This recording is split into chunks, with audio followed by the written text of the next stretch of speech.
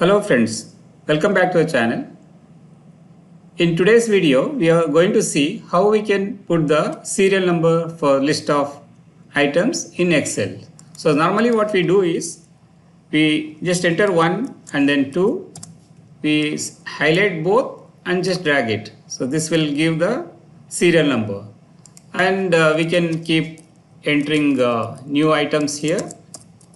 If the numbers are more, just delete these numbers. So this is not a efficient way of doing it.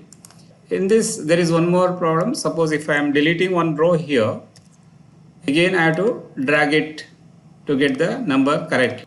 To get rid of this problem, we'll use a formula here called sequence equals sequence, and here rows, how many rows you want. Here we have 9 items, so we'll just put 9 here and close the bracket. So it will give us the 9 numbers. Here one more, if I add dates or mango, it's not going to increment. Now again we have the same old problem of not having the number till the end. So we go back to this formula again and we'll change this to 11.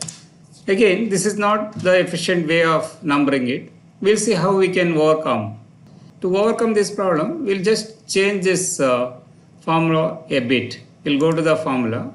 So instead of 11, we'll use the formula count A. Count A will count number of items in a range. So range is this entire B column. We'll use it for counting, and we'll close the bracket.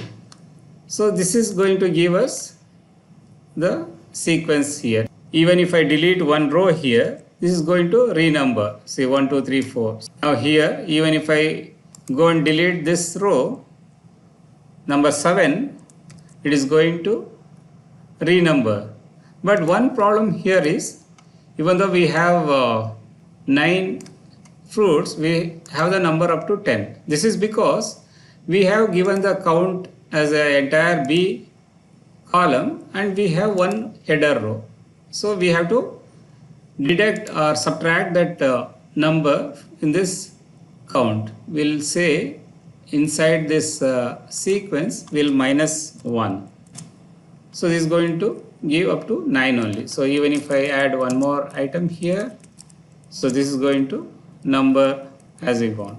So this is how you can have a clean list, the dynamic serial number for the items. Even if I delete multiple rows from here, still it is going to give us proper numbering. Hope you like this video and may be useful for you.